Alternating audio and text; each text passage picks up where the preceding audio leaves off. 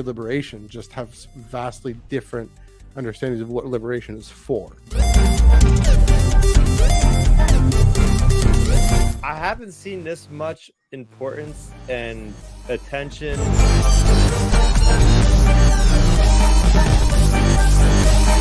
The story itself is a really wonderful, really great setup. Tractor beam has been engaged. Hello, everyone. Welcome to the Tractor Beam Comics Reviews, your one-stop shop for in-depth commentary and discussion on this week's Star Wars comics. Well, sort of. This week's Star Wars comics. We're catching up from all the books that came out at New York Comic Con because we haven't done a review in 2 weeks. So here we are. We're back. We'll get caught up eventually. It is Wednesday, October 22nd, 2025. It is the 43rd week of comics in 2025. I'm Matthew here at Underworld North Studios. That's Chris down in Underworld, New Jersey. How you doing, Chris?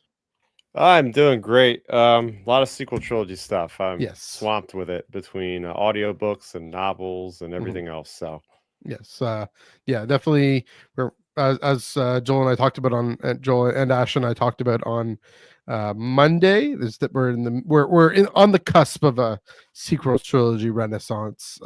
We'll get into that. We got 2 sequel trilogy books coming up. So Joel, our resident sequelist, will join us in a bit. But first off, let's get to the plugs out of the way. You follow us on Blue Sky, primarily Blue Sky at thetractorbeam.biscuit.social. You can follow everything Chris is up to on Twitter at StarRaptor, StarRapter, and YouTube.com/StarRaptor. All your synopsis and look backs on the comics that have come out already. They're already up, so check that out there. Also, you got a few other reviews and different things happening. So yeah, we'll pick that up again at the end. Also, if you're on Twitter and Instagram, go over to at the SWU. Let Ben do all that work. There we go, including an interesting petition that we will get into later on in the show. Also, if audio is more your speed, if you prefer to listen to podcasts, we are on Spotify and Apple. I say that every week, but yes, we're on Spotify and Apple. Search the Tractor Beam Star Wars Comics Reviews on those, but I think everywhere else you get your podcasts, including YouTube Music, YouTube Podcasts. This feed automatically goes there. So please do check that out if you'd like.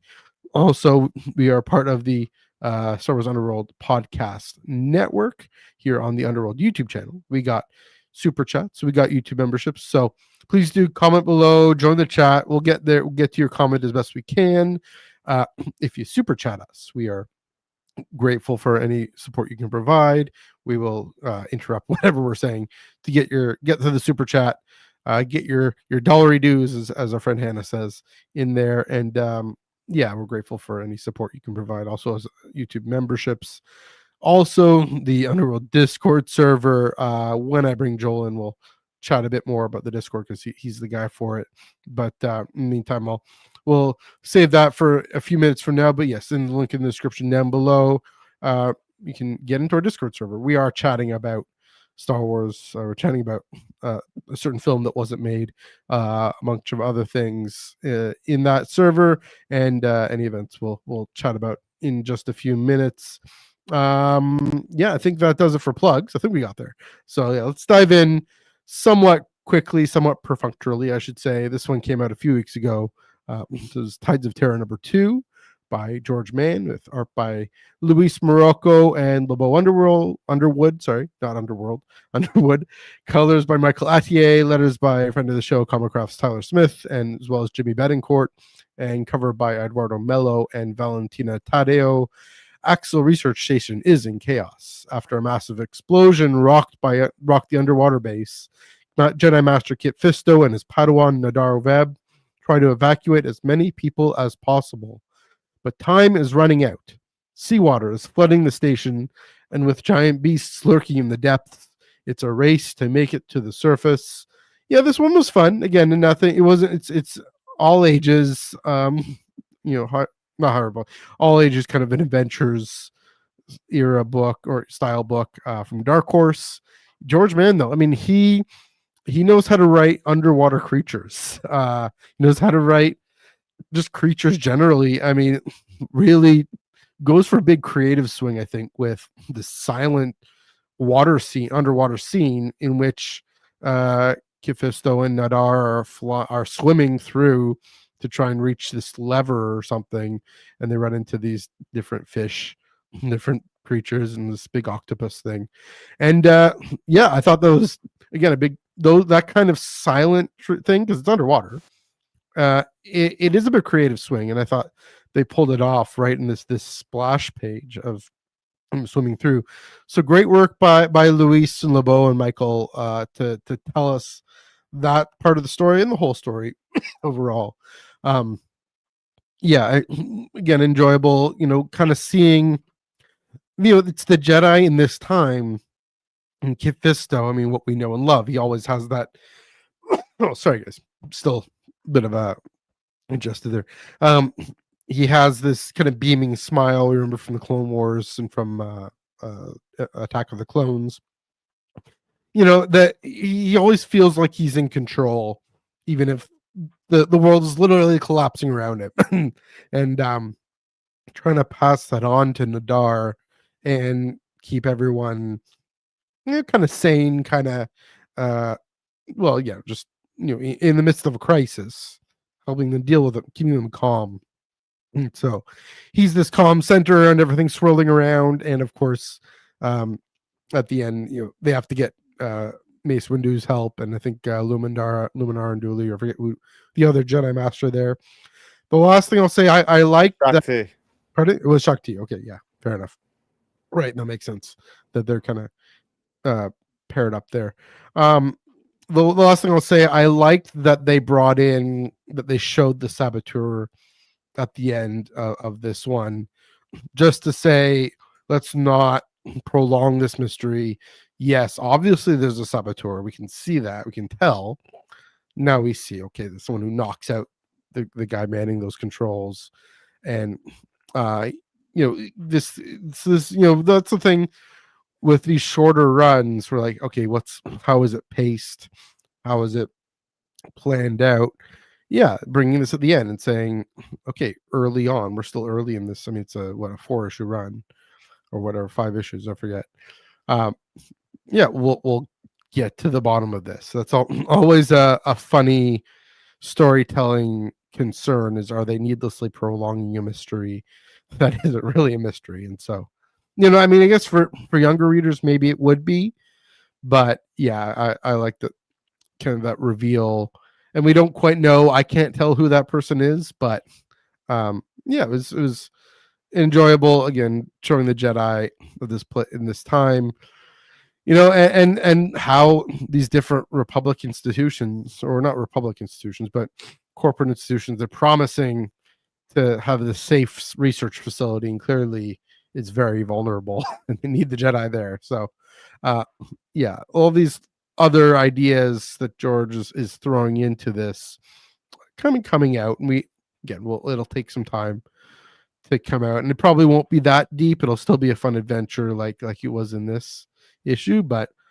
yeah, looking forward to what's next. Chris, I know it's been a bit since you read it, but what stood out to you in this one? Yeah, I mean, this is what you said.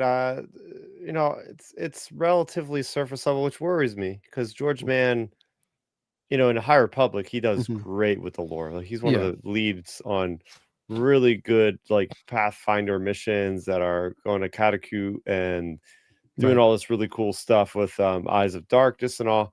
So this is a little bit more of, okay, this is in its title, basically, we're not in its title. It's not Star Wars Adventures anymore, but it sure feels like it.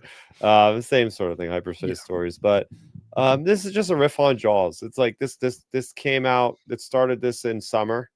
What I expect, like, this is this Star Wars version of Jaws, like, and like you said, I think they got the writing down to a T, with like the trepidation and a little bit of the anxiety with these creatures and the escape pods. And it really comes down to, have we seen this in Star Wars before? Not really. So for me, it's like, okay, this is pretty cool, because I'm big fan of sharks and whatnot. So seeing these Karkados and then the Zorfin and you got the Saboteur in there, it is coming together. But like I know there was a point where there's like an underwater civilization. I was hoping we would get there in this issue, especially considering the release timing of this. This run should have almost been over by now if they would have stuck to the plan. So I think that's part of the reason why for me it was a little bit more forgettable, because it's just like the pacing needs to be a little faster for me to get to the good stuff. Like, okay, have the cool Jaw stuff into one issue.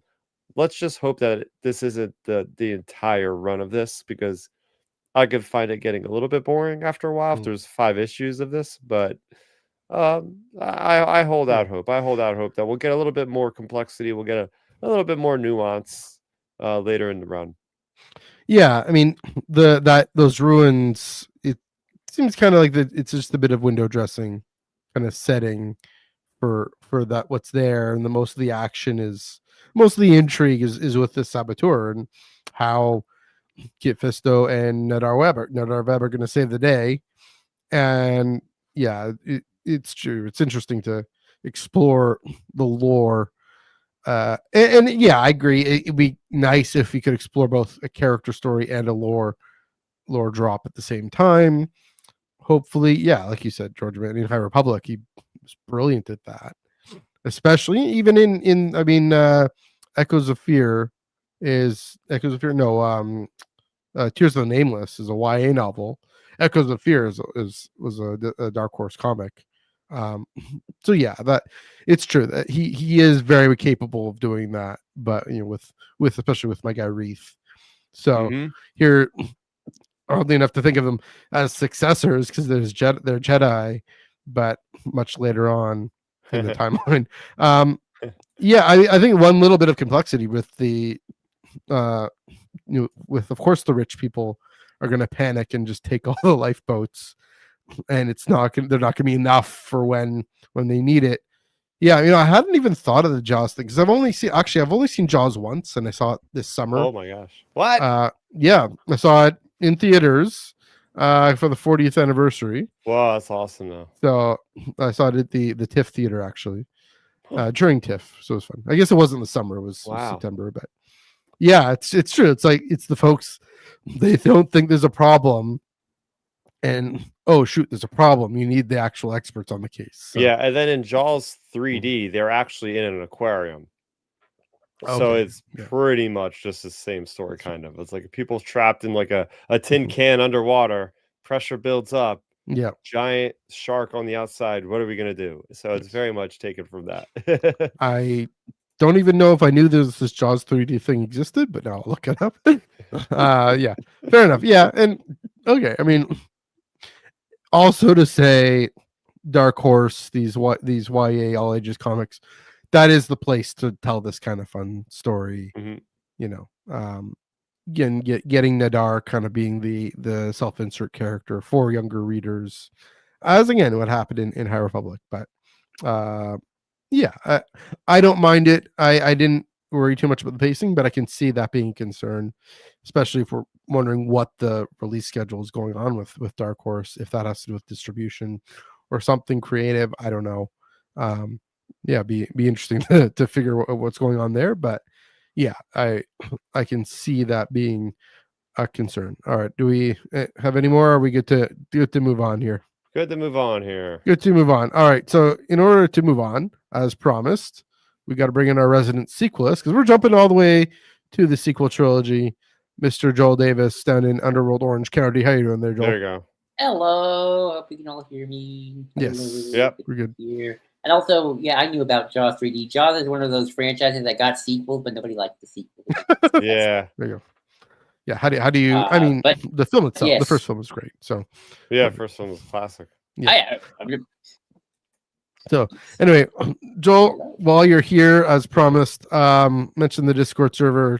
You and Ben are doing such a great job in that. What's happening? What's going on? Anything news events coming up?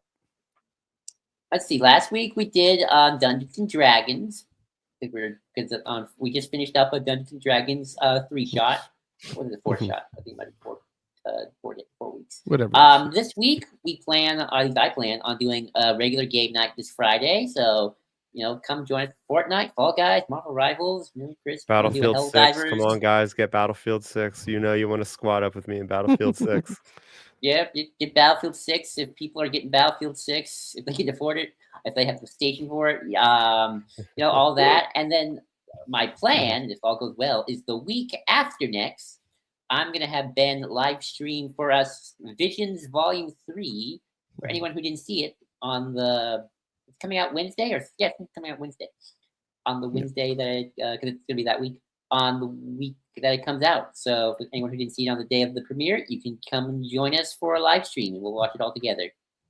Or even if you have seen it on the premiere and you want to watch it again. Yeah, true. It's also possible. That's what I'm going to do.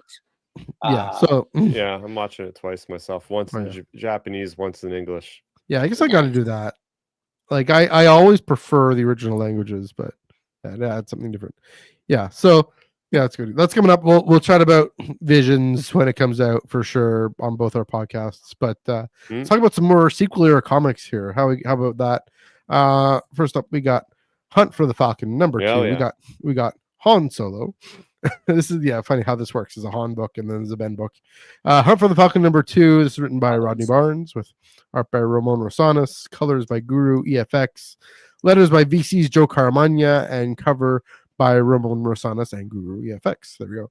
Hot on the trail of the Falcon, Han Solo and Chewbacca continue their search for the Falcon and face raptor droids along the way. Duquesne is in for a beating when Han and Chewie find him. And how are the Irving boys wrapped up in this intergalactic chase? Quite the revealing summary there, I gotta say. Joel, I'm gonna put you on the spot. I know you just chimed in. What do you think? What stood out to you in Hunt for the Falcon number 2? Yeah, this was a pretty action-packed one. We waited so long. I kind of I'm a little faded in the memory, but I'll try my best. Yeah. I know. I think for me, what stood out is obviously Leia and Chewie talking to one another. I think that's probably the standout scene of the whole. Was that Leia? That was Leia. Yeah. Okay, I thought it was just a therapist. No, it's Leia. Seriously? Yeah, because Han says marriage counselor. What? Yeah, I thought it was a therapist. I don't know. Anyway, sorry, keep going. Chewie was lying. Chewie was lying. Oh, yeah, I didn't catch that. Is that Leia? So anyway, sorry, Joel, keep going. Well, I'm glad we're here to talk about this. Thank you. I literally read it last night. I'm reading it right now, and he does say marriage counseling, and he got tricked for that. Yeah. So Han and I got tricked. Sorry, go ahead, Joel. Sorry. I assume because Han and Leia are kind of. I don't think they were going to officially divorce, but I do think Han's kind of when Leia are kind of dealing with the fact that their sons went to the dark side. Now evil. I'm convinced now. Yeah, this probably happened after Ben Solo's now with the First Order. Yeah, that's that's probably my sense of the timeline of all of it. And very action packed. I do also like the final moment of kind of young Han, Ben, and Leia just on the Falcon. And Ben's looking at his dad wow, my dad's so cool. He's driving the ship. I bet you I think that's the true reason why Han looking for the Falcon did not, I actually sort of thought about this. Sorry, I'm going to ramble just a little bit because I have so many thoughts. It's a good thought. Keep going. This comic is very sad when you really think about it because this is all leading to Han finding the Falcon and kind of going back home. And then he's going to die the next day. So it's kind of sad. He's going to go look for the Falcon for X amount of years, I guess. And then when he finally finds it, then he dies the next day. But I guess in some way that is kind of part of what Han's really looking for is he deep down just kind of wants to go home to his family. And in some ways probably bring Ben back. Because I think that's kind of the thematic crux of all that was Han's happy life was not him and the Falcon being all cool and edgy. It was, here's me, here's my love Leia, and here's my kid Ben, who I love so much. And we were just this weird little space family. I think that's kind of the big reason why he's looking for the Falcon. I think that's part of going home and finding home. And making himself whole again. So yeah, the middle part I'm a little I don't remember much. Just remember a lot of action and on dealing with Duquesne and the Urban Boys, lots of shooting like usual. But definitely the beginning and end was kind of dealing with the fact of where Han kind of mentally is in this after Ben Solo turns to the dark side and becomes Kylo Ren moment. I think were the best parts. And yes, he was talking to Leia. That's not a fair. She was talking to Leia. Fair enough. I think Chewie was kind of the go between them, just to make sure, like, hey, Han's doing the stupid stuff, Leia. You should be aware of this. And Leia's like, well, he's got to deal with it, just like I got to deal with it by building my own paramilitary force and fighting fascists. So, you know how it is. That. Yeah. But yeah, I had fun with it. Again, I'm a little fuzzy on the details. It's been a while. Sure. I mean, I will admit, I think, or to my credit, I think that I thought that might have been Leia. Then I was thrown off by the marriage counseling comment. But yeah, I guess both Han and I were kind of duped by it. But I mean, that moment is also yeah. There we go. That moment is also so poignant because I mean, Chewie didn't separate from Leia. Chewie's still. I mean, he's away from Mala, and Leia mentions go back to Mala. Go to your family. And the point thing of that Chewie and Leia still have this friendship that hasn't soured, and I think some of us maybe can relate to maintaining a friendship where to other folks or being friends with both parts of a couple that have broken up or something. That it's this sad sort of bittersweet role of trying to hold broken things together, and I mean that's the theme. I mean that's where Han is at. I mean. Charles, that really was a great comment. That wasn't rambling. That was a great comment, great point that Rodney adds here. Of it's true. He wants to reconnect with Ben. And it's such a poignant that flashback. Like, he's seeing those controls on this other ship, and he's like, just this flashback of this memory that is brought on by grief, brought on by my son is gone.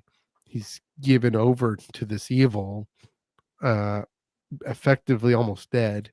There's a way to bring him back, but that pang of, I remember when he was this innocent kid who I was taking care of. I was helping show how awesome and exciting the galaxy can be, and now he's making the galaxy worse, and he's being succumbed, and we're gonna definitely get into that more.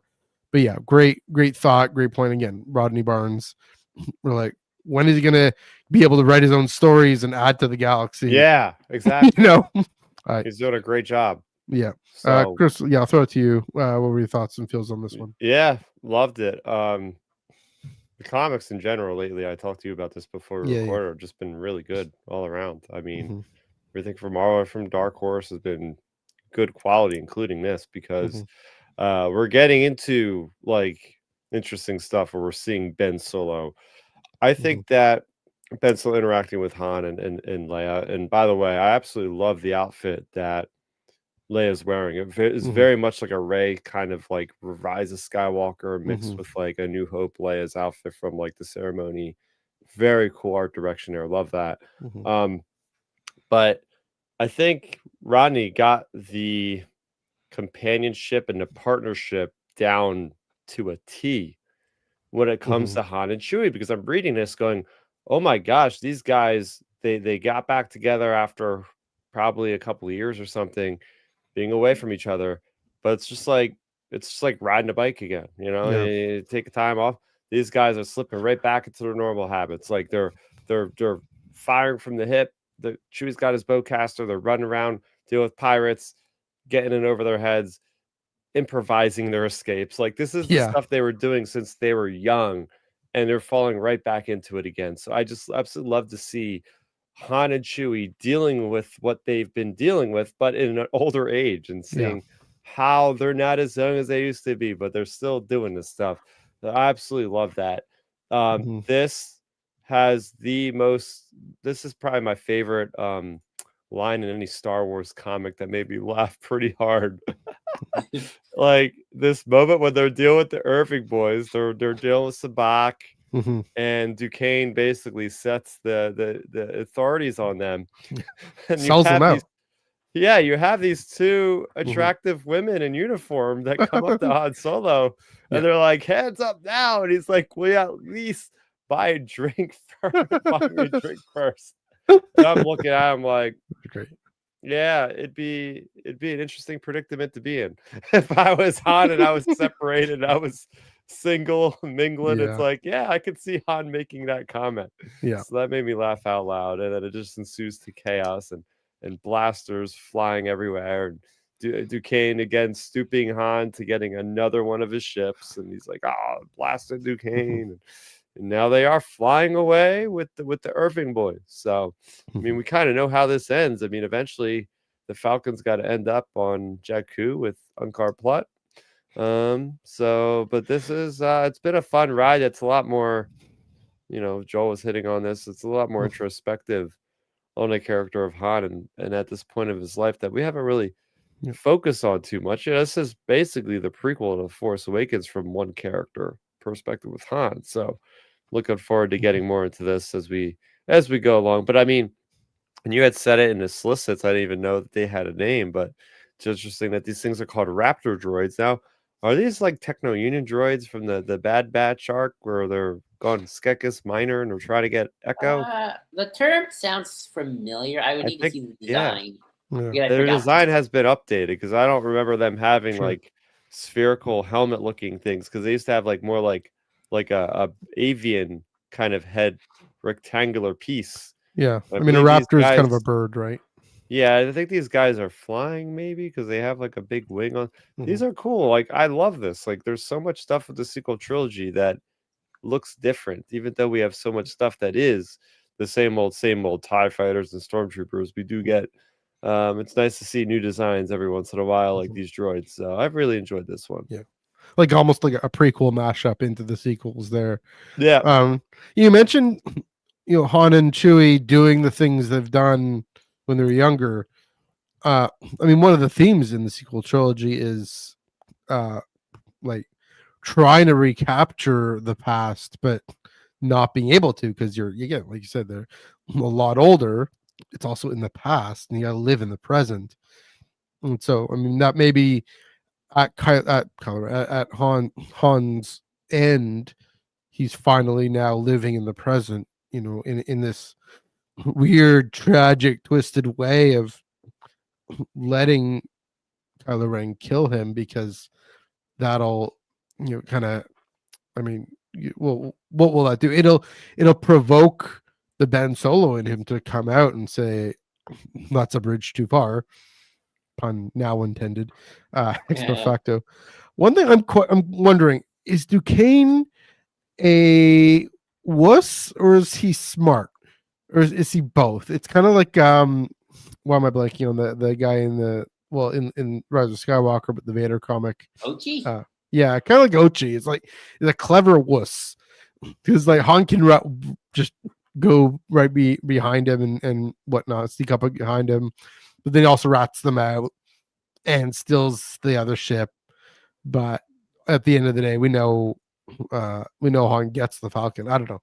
I was surprised at how snivelly Duquesne was. I don't know if you guys reacted to that way, but I mean, I'm afraid I might have forgotten again. Yeah, I'm sorry. I should have reread this. But no, I mean, that I'm not surprised. I think it's kind of the whole look at this young upstart who thinks he's all that.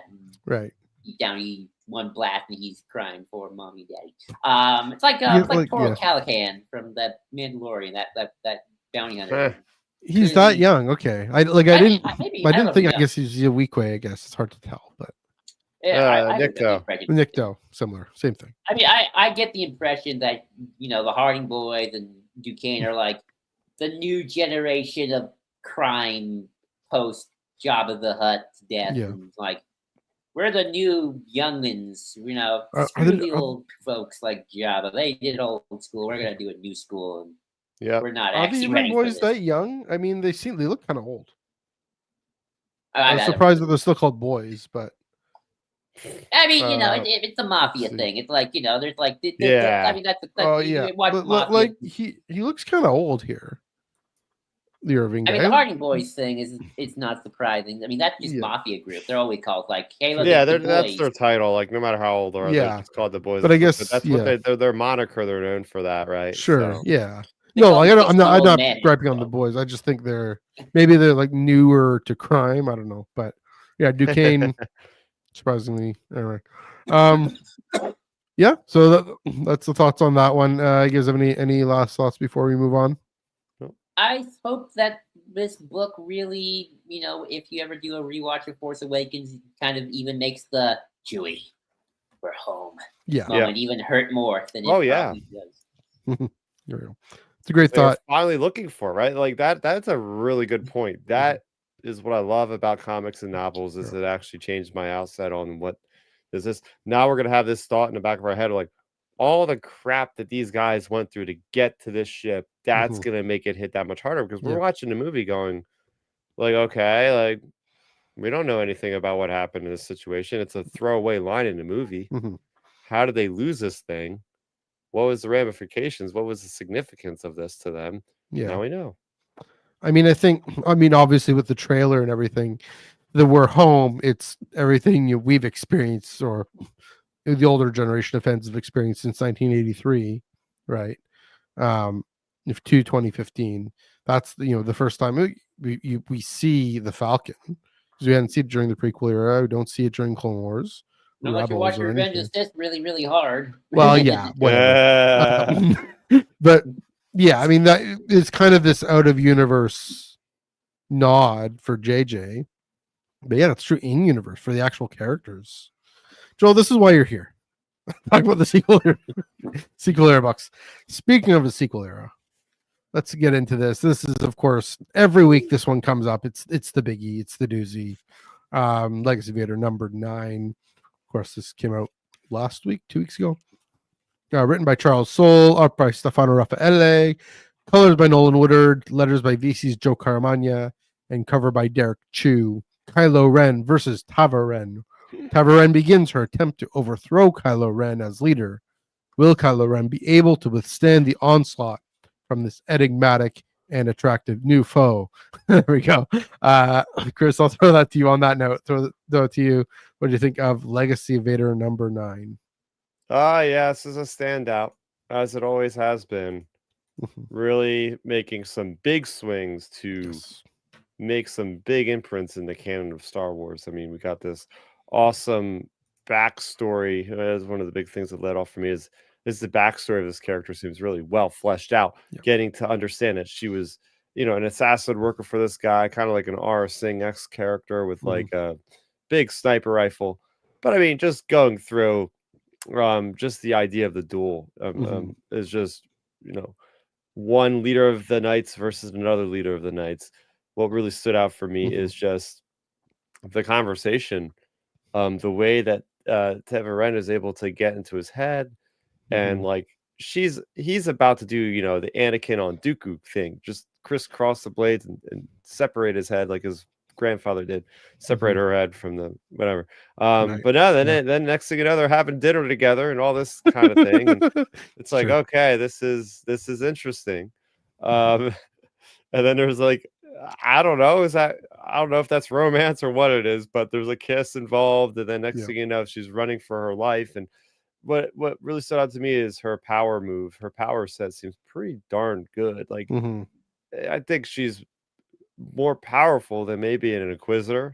She's trying to pulling down this ship to get her escape, the Night Buzzard. She gets away. Kylo lets her get away. So while the interior of this story is really interesting, we'll discuss like all the details as we always do with the dialogue and all.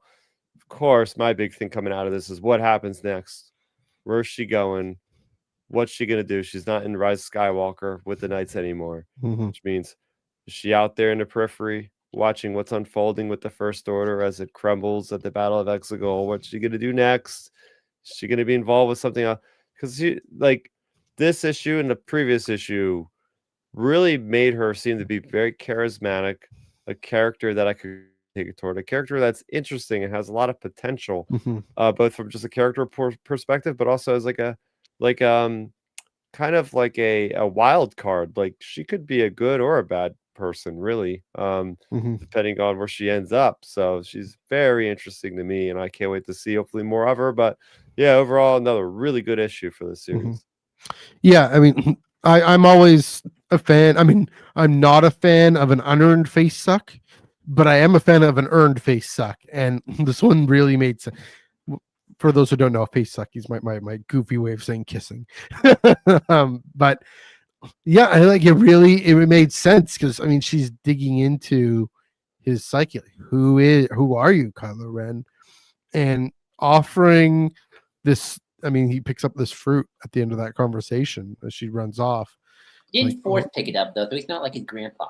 Just Yeah, no, he's for grandpa. shade, Although Kylo. there were a few. I don't know what the. I noticed one another Revenge of the Sith reference that I can't quite remember. But anyway, he picks up this fruit, kind of this symbolic of the offer she's given him of freedom, of just going off to the lake house on Naboo. I don't know if that's not the one I was thinking about, but going off with the knights and doing dark sidey stuff as Fun opposed dark to fun dark sidey stuff as opposed to Space having War. an empire to run, because who cares about that?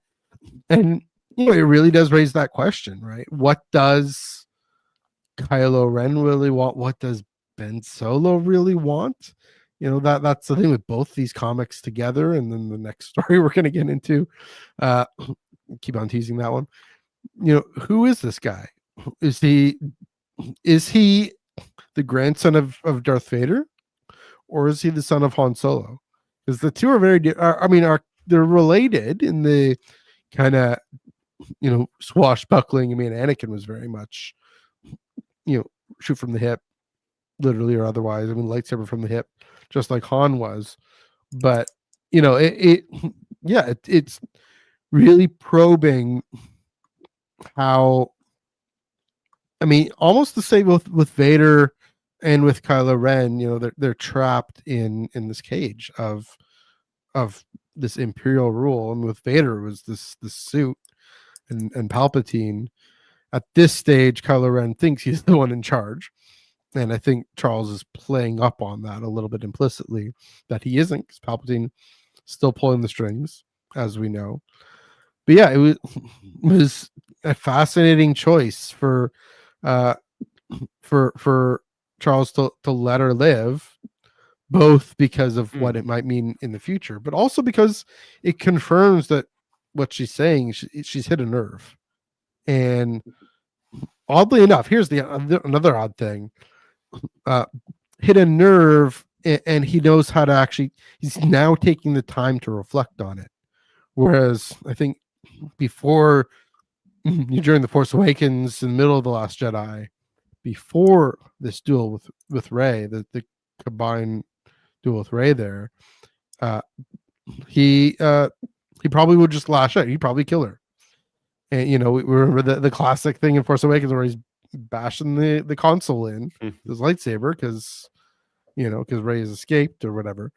But yeah, he's taking the time to reflect, and so it does. I mean, Joel, we've been chatting about Reylos. I mean, clearly Rey has made an impact on him, right? That moment. Well, they are two halves of the same coin, regardless. They are a dyad. They're a dyad, but this is exploring the character, the personal implications of that for Kylo Ren, for Ben Solo, right? This thing of, you know, who you miss that kind of connection? When was the last time you had fun? Oh, with Rey, he has this flashback with Rey. Who are you gonna have these kinds of conversations with? Well, maybe with Rey. And yeah, there's a thread that Tava is pulling and tugging on this. So yeah, that was definitely this fascinating, really digging in moment that shows, yeah, Tava, she's worth holding on to. She's worth sticking around. I really hope we see her again. I think we're all in agreement with that. No, I know for a fact we're all in agreement with that. No, yeah, and Chris, like you said, very much she takes over the Knights of Ren not by fear, but by respect, and she earns their respect by making tar on kicking butt and taking names and taking out the rest of that gang. But yeah, she really, she has this moral core to her a little bit, almost, I mean, kind of like Thrawn, but maybe even more. I wouldn't say that. I kind of disagree. Well, in the sense of like leading by respect and not fear, right? Well, I disagree with that. I don't think I kind of disagree with that. No. Thrawn doesn't lead by fear, dude. Like his people, like straight up respect him. Like, but I think sycophants for Thrawn. Yeah, I think the Knights of Ren are respecting Tal. Book Thrawn. I don't count Book Thrawn. Sure. Yeah, I mean the classic thing with Thrawn. Anyways, what I'm getting at very least, Tava earns the respect of the Knights of Ren. I think we can agree there. And yeah, it shows this other shade to her, kind of reminiscent of the the Crimson Reign, the Knights of Ren book in that one, where they're like, we're kind of cheering for them to infiltrate Vader's castle, get that key. So yeah, lots of layers. Oh yeah, I'm gonna take a breather. Joel, I'll throw this to you. What do you think of this one? I mean, one of the reasons I just don't agree is I think Tava's legit crazy. I think she's legit an insane person. She just has this like psychotic Joker smile to her, where she kind of like, just killed him. She said it so casually, like, they need a good kill. Yeah, killed him. It's like she's smiling, and she got this like, there's some weird freaky moments with her. She's a bit unhinged. It's true. And Solo's the Harley Quinn in this relationship, folks. Wink, wink. But no, I mean, you were talking about Ben Solo for a hot second, and Tava kind of getting really into his head, also kind of Joker-like. And something I think you brought up in being the grandson of Vader and the son of Han Solo. I don't want to say it's exactly order and chaos, but again, I think those words have very different. I gotta think Han is chaos in the dark sense of the word, but he is definitely a man who likes his freedom, and he likes to explore, and he likes to see the world. Sometimes does little questionable things. Although when Leia he meets family, definitely does good and just, and at the end of the day will always do the right thing. Whereas Anakin kind of always is a bit of, as always, I mean, especially if you attack the clones, you kind of get this, like, he likes justice, but he also kind of has a bit of that, fascistic, like, I just think Palpatine wants to make the galaxy great again. We should just make people behave. And then as Vader, obviously, kind of a weird, twisted justice, although I don't know how much Vader actually believes in himself and is just so broken at this point. Like, I'm the fist of the Empire, but I'm just so sad inside. And I think Kylo's kind of trying to, as Supreme Leader, it's like, well, I am the fist of the First Order. We are bringing the order that the weak New Republic and my mom was stupid. Democracy sucks, because I watch Ben Shapiro's show. I don't know. What? Ben Shapiro. What? You're doing Tuckerized version of Ben Shapiro. Yeah, something like that. He said so on his Instagram. Stuff like that. And then like I'm the Supreme Leader. I am bringing order to the galaxy. And then Todd was like, dude, you could leave this cage anytime you want. You probably got enough resources to go out there and have a party. Freedom, baby. Let's go. Or research the dark side. Yeah, like the fun dark side, right? Like the because it's kind of interesting how like we see variations of the dark side, where it's like you get the Knights of Ren variation, which is kind of fun and kind of like, let's party, dude. Punk and then rock. You got kind of the Snoke Palpatine version of just like total control of everything, and free will sucks, and we can't allow free will. There's only one will, my will, that kind of thing. And Kylo's trying to figure out, well, which one do I like? And it's very interesting. And then obviously when Todd was like, I'm gonna kiss you, kind of like, ew, no, Stormtroopers getting here, girl gave me cooties, Cootie alert. Cootie alert. Oh, cootie alert, 3 liters. Let's go. You know, I only have a thing for brunettes, not redheads. I'm not my uncle. You know, it's like that. Legends. Exactly. You know, not the uncle from Legends. What is this, Legends? You know, she gets away, and then you know, it's like, hey, we can kill her right now. And then Ben's like, Kylo's like, I don't know. She is kind of cool and got some point. Then he just escapes and kind of like whatever at this point. I don't care. Well, he's silent. He doesn't say anything. Yeah, he just doesn't say anything. And he probably walks away, and Hux is like, "What the heck just happened?" But no, I mean, so much of it was good, and I do like Tava. She, I mean, that's a good point. Aura Singh, she's got a bit of that Aura Singh vibe, especially because she's like, especially since Aura Singh's also a dark side, or as the fourth powers. I think that's only a Legends thing. I don't know. But you know. But she got like this kind of wild punk girl rocker, kind of crazy to her. Even though like the way she eats, she kind of has to smile like she's like munching on that piece of meat. Which, by the way, it's always hilarious seeing Star Wars characters do domestic real stuff. Like Kylo and Tala just holding wine glasses, like Kylo Ren with wine. Oh my! Yeah, sure. You know, it's weird. It's like. Hi, Jesse. Where were they going? Oh yeah, but you know, it is weird, but it's kind of funny to see like a feast with Kylo. And it's like, you know, you never see the Emperor eat. Like, does he even eat? Does he even eat? You know, you know, it's like when Vader's sitting at the dinner table at Bespin in Bespin. Like, are they actually going to eat or not? Like Dedra and Miro, or Dedra and Cyril. And having Cyril's mom over. The whole thing. Yeah. But no. But like Chris said, like, she's alive. You know, I don't think she has to die. I mean, remember when we all thought Kira was going to die? And like, no, she's okay. So, you know, I feel like we overgo to death for it. It's like, no, they don't have to die. They just kind of have to not be involved at that point. There's always ways to get around that. So I think this is a character who's going to be probably prevalent in the book and comic world. Hopefully for quite a bit, you know, be it after this or before and what have you. And it is kind of interesting that she's kind of she's come into the story and now she's kind of come out of it. And again, as we look to the future, unless she's like an end credit stingers thing, I kind of don't think she's gonna come back for this next arc, which seems to be the big Luke Skywalker Force Ghost. Force trippy thing that Charles loves to do, and with like the Vader comic in the Mustafar arc. You know, I mean, you know, she could come back and pop again, and then like the end credit scene's like, hey, let's work together. Like, okay, that's a possibility. There's also, I'll just say one more thing, and then I'll stop. Is it's kind of like a part of me that kind of hopes Charles does it, but maybe they won't. I don't know. With like the end credit stinger of this book is.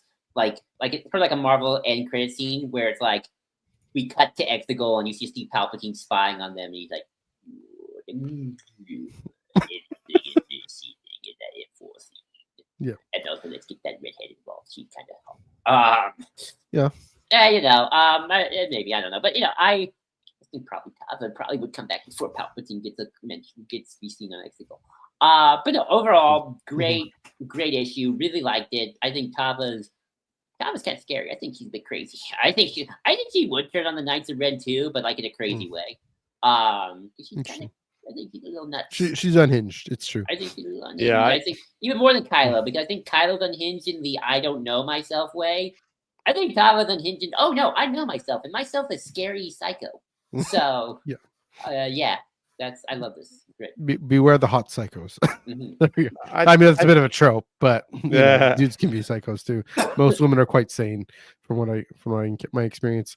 I mean, hopefully Marvel does the right thing and greenlighting some story with Charles Soule after this.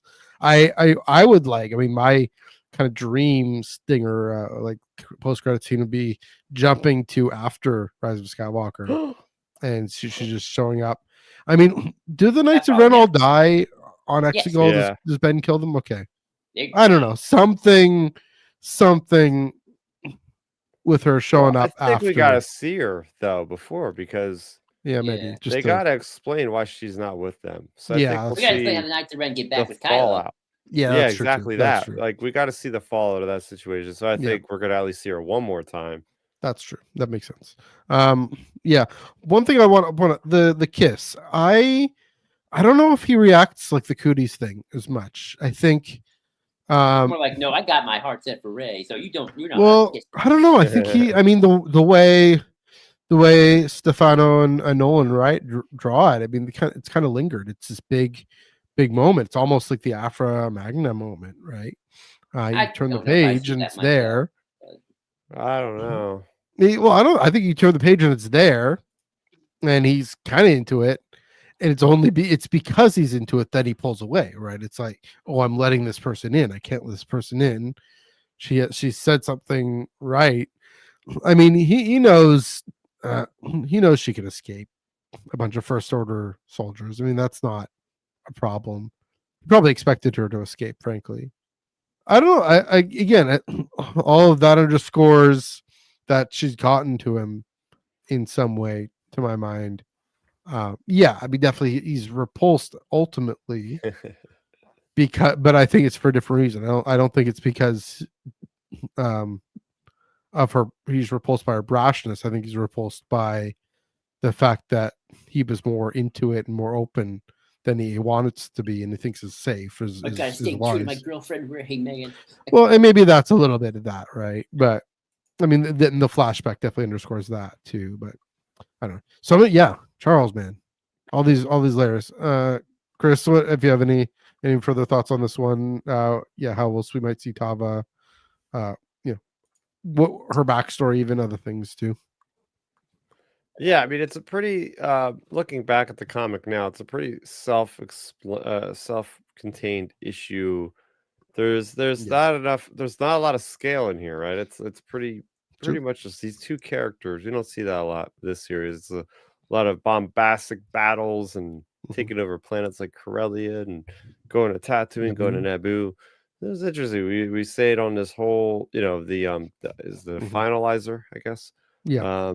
On the finalizer for the entirety of this, and it's just cool to have a story like this where it has so much real estate of the importance of this dynamic and her backstory.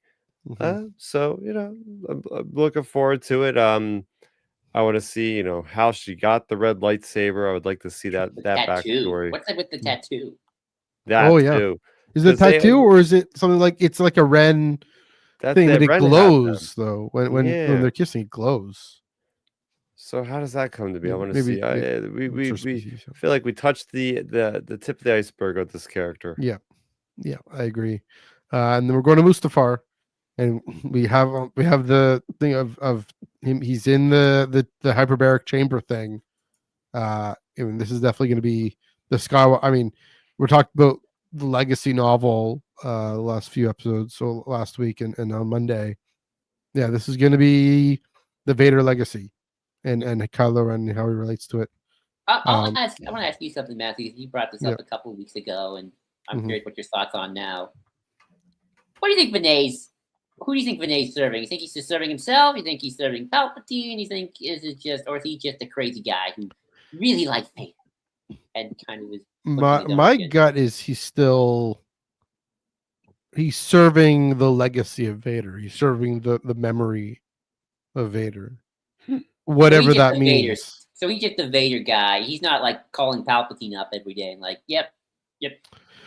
No, I mean, I think he sees Kylo Ren as Kylo Ren's quest to receive the mantle of his grandfather. And so that's probably why early in the run, he's trying to help him understand who this character is, who Vader is, who Anakin is. But yeah, maybe. I mean, he's got to show up again, right? In these last few issues. Mustafar, so yeah, he's got to be, and maybe that'll come out. But yeah, I mean, the focus will be. I mean, Charles already said there's gonna be Luke in this, and there's gonna be probably. I wouldn't be surprised if there's Anakin. Probably, honestly, like, and Luke and Anakin being like why do you think the dark side's so cool? Like, because that's the thing, right? Two things there. All this and this issue's also heading for the return of Ben Solo on Exegol. The flashbacks with Rey. I mean, that's what Rey represents, just like how Luke represented to Anakin the return of Anakin, right? In a similar way, at least. That JJ doesn't do as good of a job of fleshing that out as George Lucas did, but I mean, I don't think Luke and Anakin at the end of the day really matter with Ben Solo as his father. No, what I mean is that Rey, at least this comic suggests that Rey is serving as the catalyst for the return of Ben Solo. Oh, right. The way Luke was the catalyst for the return of Anakin. All right. I bet you will see Rey a little bit too. Yeah, we might see Rey. Oh. But also, that's the thing. Sith can't be Force ghosts. Sith can't come back. Jedi can. We know Anakin and Luke do. So that'd be interesting. I wouldn't put it past Charles. I mean, both him and Kieran Gillen have done some interesting things with Visions on Exegol or Mustafar rather. Or I guess yeah. That was more Kieran Gillen's comic, but with Visions. Like we had the Vader Castle where Vader had the whole weird. Oh yeah, that's true. Yeah, that's true. Divergence of the Force. There's a lot of mysticism around that central part of where the place was built in the first place. So you could tap into some kind of Force stuff that you don't normally see anywhere else. Mm-hmm. Yeah, and we know Adam Christopher's going to explore that too. In 3 weeks. Yeah, less than 3 weeks. So yeah. All right. I think that's any more thoughts? I know we've spoken a ton on this. Charles does it again. Just keeps doing it every week, every time. Yeah. Give this guy. One more question. Just one more time. Yes. Small question. Do we know this is going to 11 or 12? Has that been confirmed? I keep saying 12, but I could be wrong. We don't even know if it's going to pass 10, from my knowledge. I mean, I thought we knew it was going to 11. What does the Wook say? At least in terms of what the current announcement. Remember, Legacy Vader also has let's see. Okay, we got up to 11. That's December 3rd. Yeah. There is a 12 listed, but that's TBA. So we know. Well, that'll probably be January. Okay, so we know this is going up to 11. Look for those January solicits. Reign of Kylo Ren Volume 2, the collected edition. I guess it will say collects 7 to 12. But again, it Marvel can change these things, right? So we do know we're going to 11. So yeah. Like as they did with the ongoing, the Alex Segura Star Wars New Republic, whatever it is. Yeah. They changed the thing. So yep. But Charles, keep writing Star Wars, please. We're happy for that. All right, are you guys ready for the next thing? I want to get into this. So the podcast area is going wild. Speaking of Mr. Solo, good Mr. Solo. This story dropped that Adam Driver has the script. Kathleen Kennedy likes it. Dave Filoni likes it. Steven Soderbergh wrote the script, right? The Hunt for Ben Solo. And they sit down with Bob Iger. Is like, hey, I don't see it. He did. He's dead. I'm not buying that argument. That's why I'm just going to say this right out at the top. I don't think Bob Iger cares whether or not this is going to sound like you, Joel. I don't think he cares whether or not fans will be able to figure out if Ben Solo's alive or dead. I think he's seeing the Marvel fatigue. I think he's seeing probably. This would have been what 2020, 2021. No, so okay, I have the timeline. I actually have the timeline. Give me the timeline. Okay, yep. So Adam Driver and Kathleen Kennedy had a call in 2021. Okay. Then a couple years passed. I think around 2021, 2023, that's when they started writing the script and getting all the pitches and getting Kathy and Dave involved, and they liked it. I heard they pitched this to him in 2024. Okay. So just last year. Yeah. So now that makes sense because if Bob Iger said no, he came back in 2023. So JPEG would have been the CEO by 2020. So yeah. So the seeds of this were starting in 2021. So that's 2 years after Rise of Skywalker. They get the final pitch to Bob Iger, which probably means this thing had a lot more to it than just a small pitch. Because you're pitching to Bob Iger, you don't just pitch, he's a little notepad. You pitch a whole shebang. Wasn't the script done? Like at least the first draft of Steven Soderbergh's script. Probably. I mean, I wouldn't know for sure, but how many drafts they got into it. But it probably had a good foundation to get the Iger at that point. And so 2024, I just want to say I don't buy that. I think there's got to be the business reasons for Iger. I mean, again, Joel, I have you in my ear to say, I think Iger still has all the rancor that Last Jedi brought up. There's the plan for Mando Grogu and Starfighter and the Rey film. He's retiring probably next year. So so I think for all those reasons, maybe, I guess now 2024 was already the move back to theaters. It wasn't, okay, this was still, we're a streaming series now, or a streaming franchise now. It's moving back to theaters. Star Wars is a film franchise again. But yeah, I think, I don't know. It's maybe it would have been too serious and not fun enough. I don't know.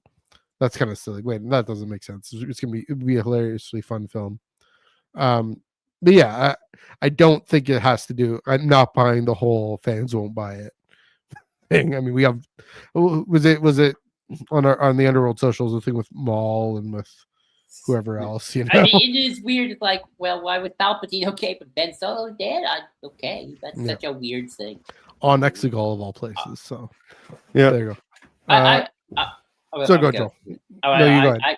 I'll give my kind of feels on this. So if we were talking about this a few days ago, I would have probably just, kind of would have gone into like, oh, okay, I guess, this is kind of just showing a little bit of how Lucas markets things and whatnot.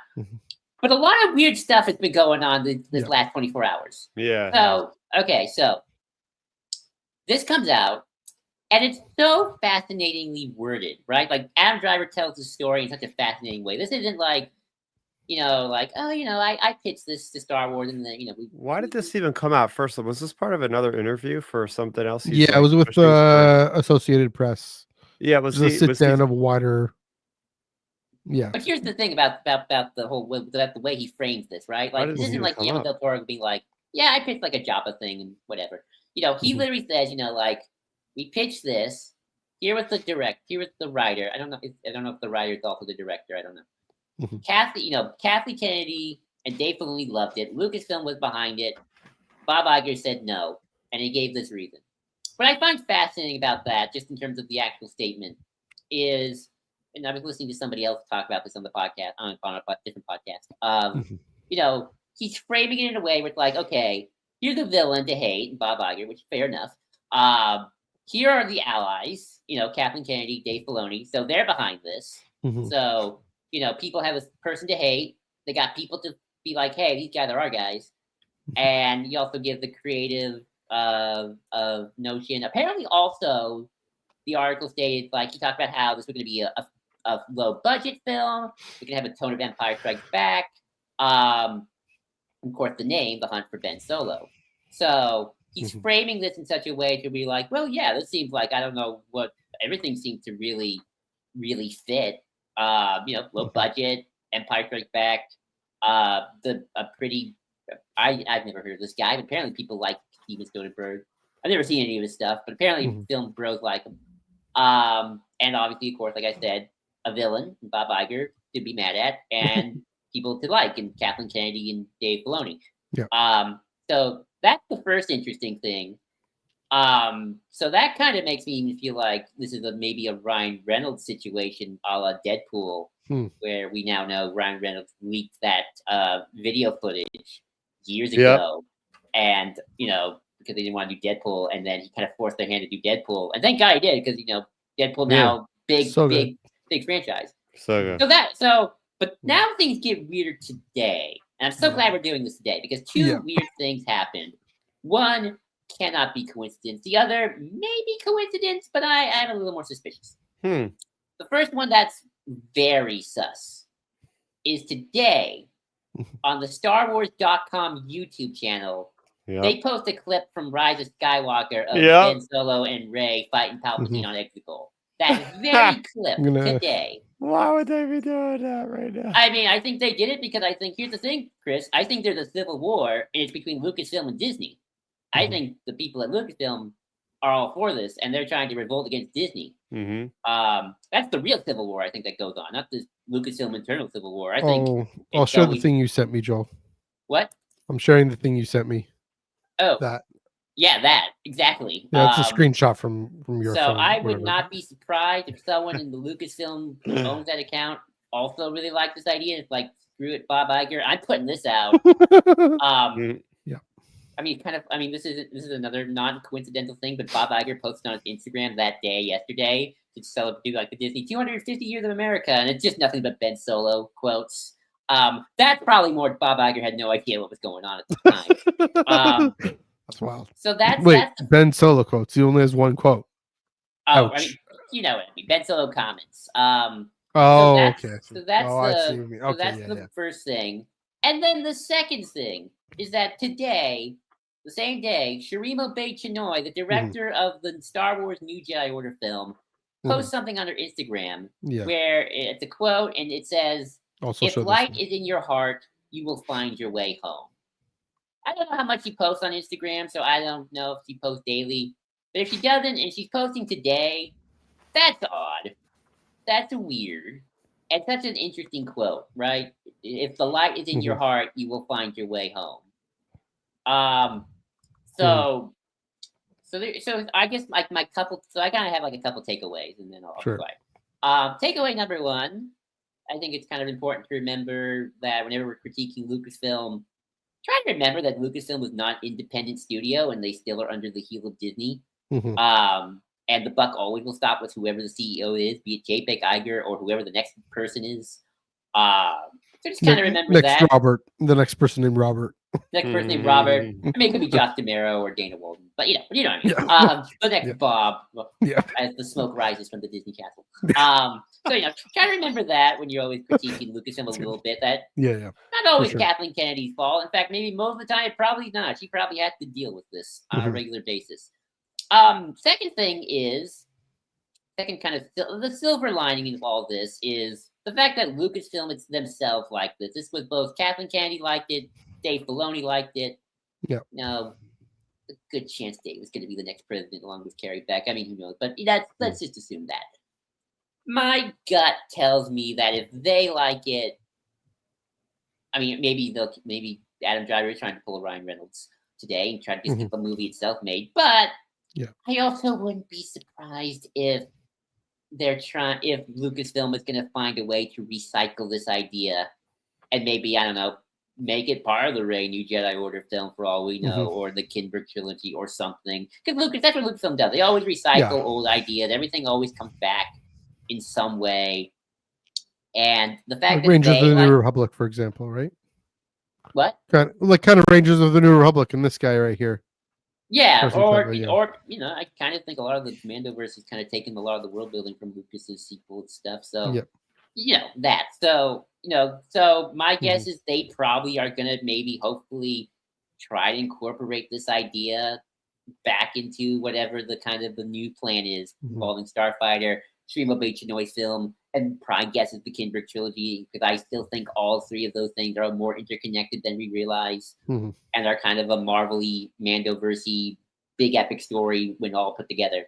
So that's kind of my second take. My silver lining here is, I think they like it. I think Lucasfilm likes it. I think they're going to try and incorporate that, and I would not be surprised if we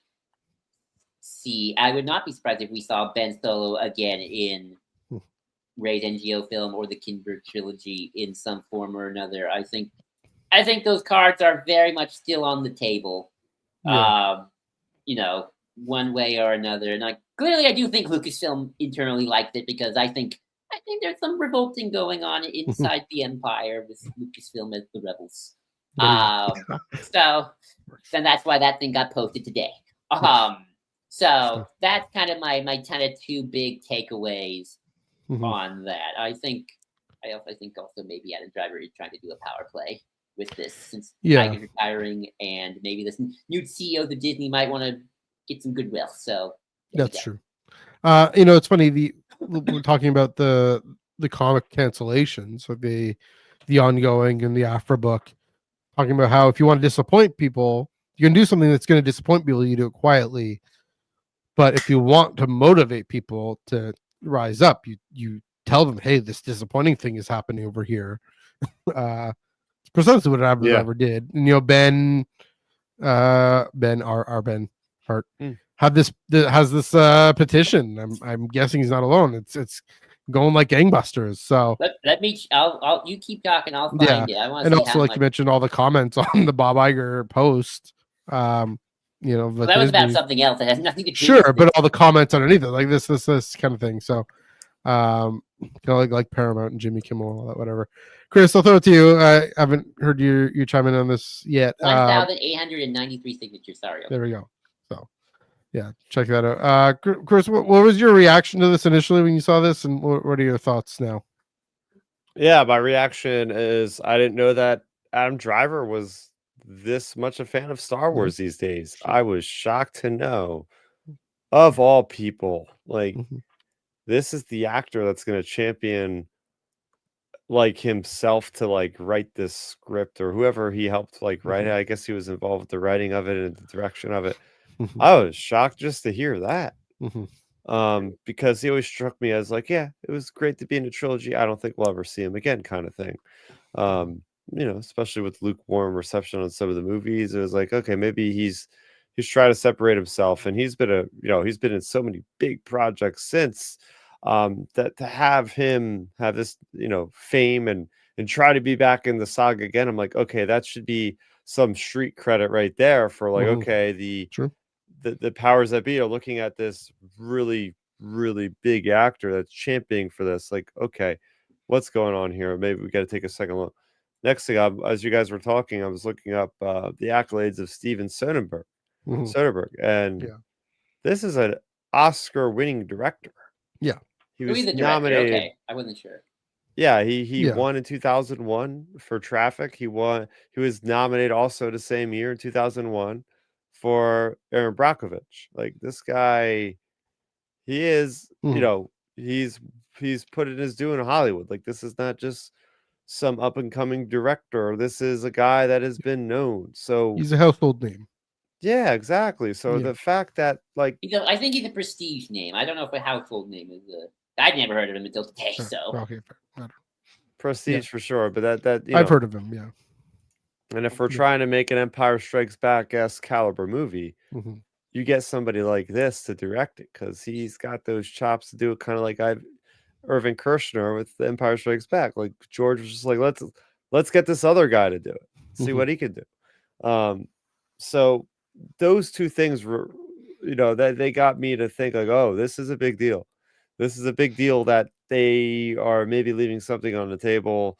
And yeah, I was going to say the same thing about YouTube. I thought that was suspicious, like putting that out today. That's kind of strange. But I mean, I guess we could talk about like maybe the plausibility of how the story could even work, because like, it's Bob Iger just on the surface level, just, I don't know if it was story reasons or if he just doesn't want to take another chance with this character or what's going on. But yeah. I don't buy the story reasons at all. I don't think Bob Iger cares about the story reasons, quite frankly. I mean, I'll be honest with you guys. I don't care about the story reasons. I'm going to be honest with you. Yeah. I don't care if a character dies. If I feel like they still got a lot to go, bring him back. I mean, Matthew, you're a Star Trek fan. Yeah. I'm sure if you like Search for Spock, right? Yeah. What is that if not retconning the end of Wrath of Khan? Yeah, which one of the best Star Trek movies of all time. Obviously. And to be fair, that's back when Leonard Nimoy wanted to die, because he was like, well, I'm done with this. And then he's like, I can't not. And then, like, can we make a movie about bringing me back, please? I want to come back. Yes. So, I kind of don't care anymore about bringing back characters from the dead. I mean, too much. I mean, maybe let's not go nuts. Let's not do Anakin and Skywalker back from the dead. Sure. But Maul was great. Maul was great. I mean, Maul wasn't really dead, but you know what I mean. We thought he was. To me, I think these are characters who I feel stuff either feels unfinished or they got undercut, or in Maul's case, not much was done with them. You know, Well, he got undercut. Well, quite literally undercut. Or like you know me, I'm kind of in camp. I never like the fact Ventress dies. Just in general. Right? I don't care if she comes back too. Yeah. I don't care if it would have happened in Clone Wars or not. She's one of those characters like I don't like the fact she died. I think she'd be more fun alive to see the consequences of her actions. And I think that's the same with Ben Solo. Because here's the thing about the sequel trilogy. I think I've noticed is that I think universally people love the characters even if they don't love the stories. That's always been something I've seen since Force Awakens. I remember Force Awakens, people were like, "Oh, we love Rey, we love Finn and Poe, we think Kylo's awesome." You know, that was always people like, yeah, it's like a New Hope. But I don't care. I like these characters. I'm going to say something controversial for a second. It's almost like the inverse of what I feel like the prequels had to kind of deal with, where I feel like with the prequels, people kind of had to find ways to like the characters, even if they like the kind of the lore and the stories. Like, Anakin, I don't think that's controversial. I can see that. And Padme's kind of bland. We like Kenobi and Palpatine, but that's because we like their actors. That's kind of a Clone Wars, I think, kind of did for them. It's like, oh, now I like these characters. Anakin's cool. With the sequel trilogy, I think it's like the opposite problem, where it's like people don't like the stories, but they love the characters. So like, you could do a whole episode of Rey, Finn, and Poe going grocery shopping. And I think people were like, yes, we'll buy that. Them fighting over what to buy, what brand. I mean, honestly, they got the personality for it. I'd watch that movie. That's great. But I do think, we joked a lot about Reylo today, but I think people want this even if they don't care about Reylo. Like, I'm not a Reylo guy per se, but I kind of don't like. Unlike Vader, I do feel like did Ben Solo have to die? Can't he live and deal with the consequences of his actions? Like, I don't need him to go on trial or like Law and Order SVU kind of situation, but like that's what I want. Mystic journey, exile kind of thing, where he's kind of like a Ronin in the galaxy, kind of doing his own thing, and then once he kind of deals with his problems, then he can get back with Rey and stuff. Like, I want that. Like, or like what Asajj Ventress is kind of doing right now to some extent. In her little tales of like, I think people they want Ben Solo back, even if Reylo's not the end game. Although I'm sure people will get mad if it's not. But I think just having him back will make people happy. Yeah. So that's kind of how you bring him back. Beats me. I don't know. I know. Yeah. We're World Between Worlds. Freaking. I know. Ow. I've been thinking about this a lot. Okay. Okay. So we don't know the defined limits of what a dyad is, right? True. We really haven't gotten any concrete things in lore. It's still really a mystery of how that even works. I think it's just simply explained as a dyad. Like these characters. Somehow you could just say some crazy thing like unless they die at the same exact time or something like that in the same location, then it's done. But like if one person is still living, the other person can eventually revitalize and come back in some manner or some form. So they've already set the precedent with the Force. So like this thing that is very rare. It's a very powerful thing. Explain it that way. I mean, they can just get away with that. Ben brings Rey back from the dead. Yeah. Why not? Yeah. I mean, people are gonna kvetch because bringing back characters from the dead, keeping death, blah blah blah blah. But like I said before, I've stopped caring about that. It's. I mean, they're definitely look to me.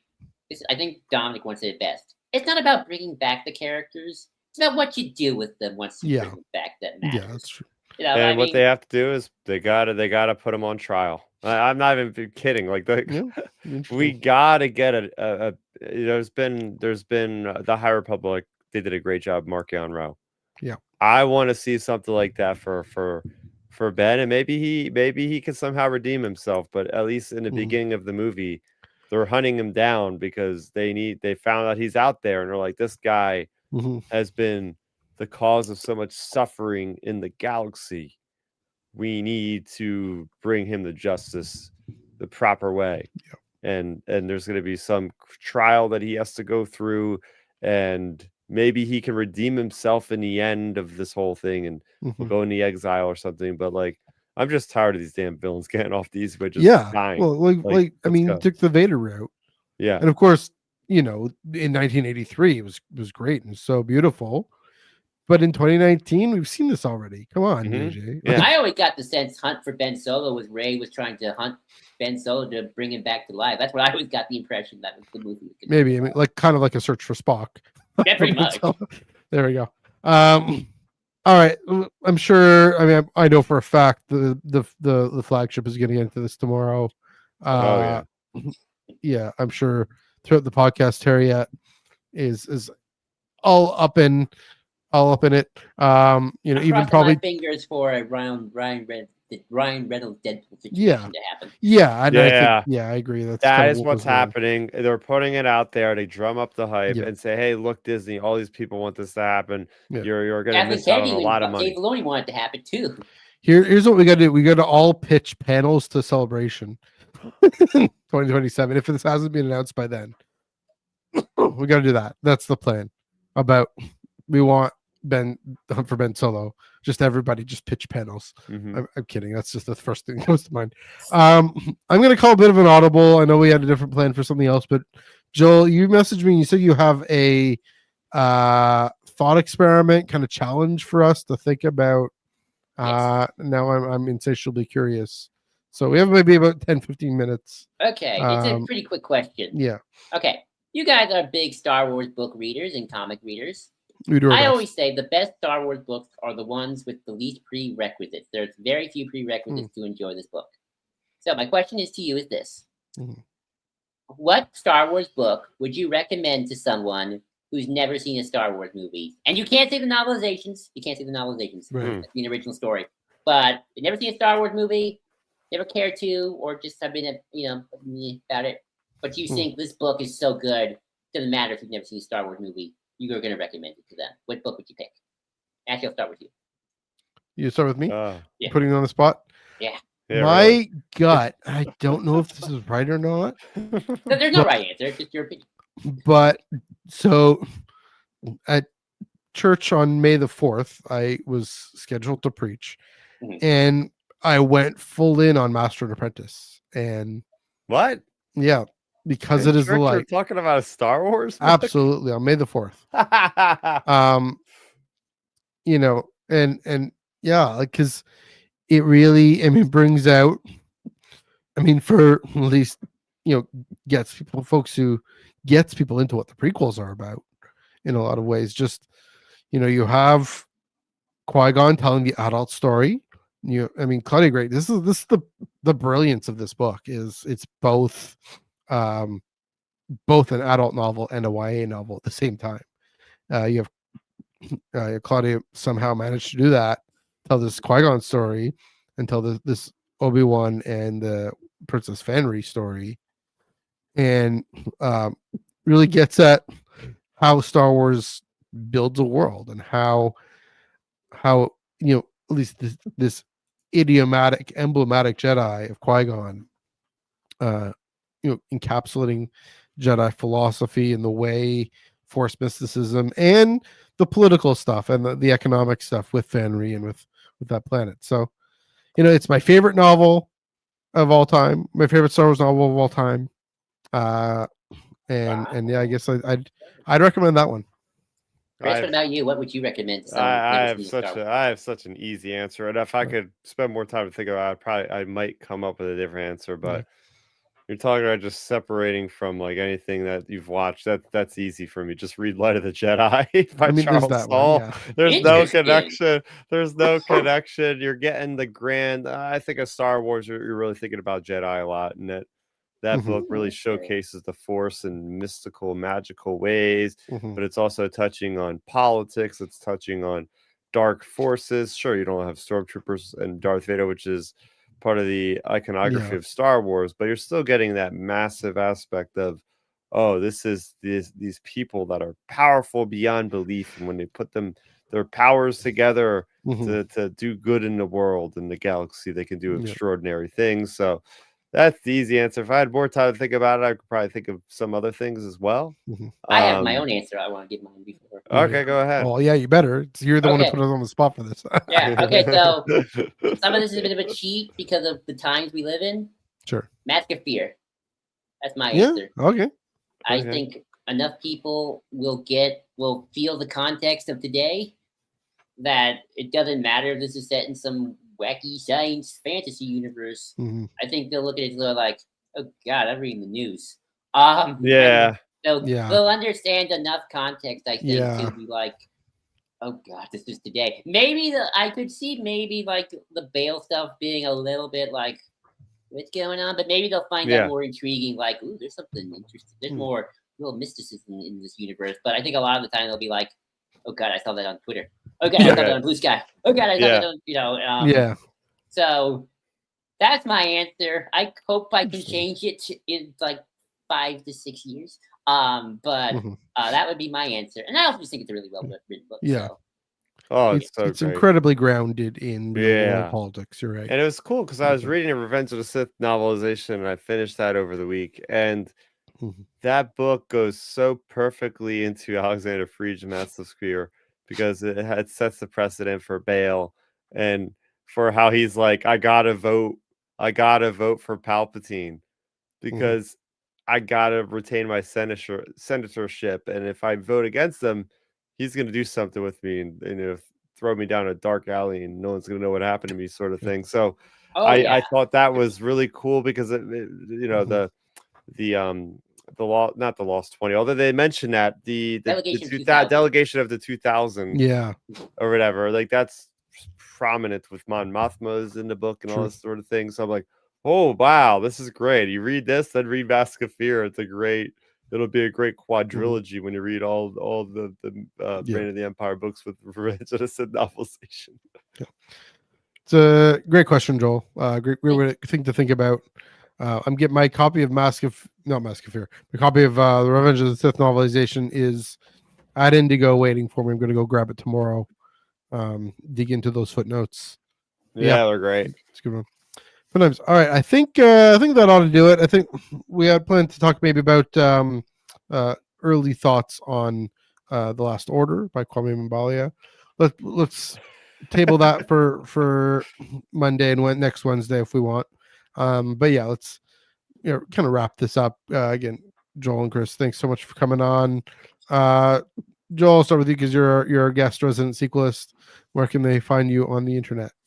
Find me at JID20234 on Blue Sky, JID23234 on Blue Sky. I'm also on the Star Wars Underworld Discord. Also, by the way, feel free to, I'm going to put it in the Discord. I don't think I actually have. Feel free to sign Ben's petition to make Hunt for Ben Solo. Even if it does nothing, it's going to get almost 2,000 signatures by the end of the day, hopefully, if we can keep the momentum going. So yeah, be on the lookout for that. We're going to have a game night on Friday. Chris, if you're available, feel free to take some of our players for a fun Helldivers assault. There's also Marvel Rivals. I know you have that now, right? PS4. Nice. Yes, we can do some Marvel Rivals. They're doing Marvel Zombies PvE mode coming out tomorrow. So you can have Blade, you could have the Shark guy, you could have 2 more characters, a 4-man group going against AI zombies. Nice. Oh, nice, definitely. Yeah, if you're free, then we do some Marvel Rivals as well. And also then the week after next, we're going to be watching Star Wars Visions, or maybe Star Wars Visions again for some of you people out there. So yeah. And of course, this Monday we're chatting about Legends characters we want in canon, even though and how to do that, and how they might work, and Legends factions, maybe a certain cult. Kyle Katarn, Dash Rendar, Mara Jade. The Pious Day cult. I want the Pious Day cult. Putting that yeah, you discovered the Pious Day cult last week because I said something different. And it's like, here's the Wikipedia. I thought I told. I mean, I kind of knew about it, but anyway, So we'll look forward to that. Chris, thanks for coming in, chiming in, doing your thing as always. Glad we got back to reviewing comic books on this comic book review podcast. There you go. Where can they find you on the internet? Yeah, you can find me at youtube.com/StarRaptor. I have my review for the audiobook of Rey's adventures on Jakku called The Jaws of Jakku. I also have my review for the aforementioned Revenge of the Sith Deluxe Edition novelization. I also have an unboxing for some good old Star Wars Legion miniatures. Nice. Stay tuned. I'll have a review for The Last Order coming up in the next week or so. And next week, not this week, but next Sunday, we'll be reviewing Star Wars Visions on the channel there as well on that Sunday. So not this Sunday, but next Sunday, we'll have at least some of it reviewed. I think we're going to break that apart in a couple parts because there's like, what is there, like 9 different ones coming out. It's a lot to talk about in 1 hour, so we'll split it up. But yeah, and you can follow me on Twitter, twitter.com/StarRaptor for all the latest on my thoughts on video games, skateboarding, Star Wars, and more. There we go. You can follow me on Instagram at MNEUG1138. That's also my threads and my Blue Sky. You can follow me on Twitter, NEUG485, and of course, the tractorbeam.bisky.social, and of course, Ion Cannon. I have access to that one too, if I want to use it. Of course, at the SWU and in Twitter, Instagram as well. I should mention this Monday it's 8:30 p.m. Eastern, 5:30 p.m. Pacific, right here on the Underworld YouTube channel, and then right back at you next week. We are catching up. I forgot to mention this. Released this week. It was Jedi Knights number 8, Tales from the Nightlands. Releasing next week is Boba Fett Black, White, and Red number 2, and Afro Chaos Agent number 5 of 5, probably. But next week, so good. Oh yeah, you're excited by this? Yeah, I'm just saying because like that's the ending of Afro basically. Like, oh crap, that's probably it. So next week we're still catching up as we do every time New York Comic Con happens. We got to catch up. So talking about Jedi Knights number 8 and Tales of the Nightlands number 2. So excited for Tales from the Nightlands. So excited for Jedi Knights number 8. Yeah, Jedi Knights number 8 too, Keller and Beck, and either Insider 234 if it comes in, or we'll talk about Afra. Close that one up. Talk about a book that came out that day. Who knew? We can do that. There we go. So, looking forward to that, Chris. Of all these books, I mean, you've read a few of them already. What stands out? What are you looking forward to? Jedi Knights number 8 for sure. I know you haven't read it yet, but have you read it?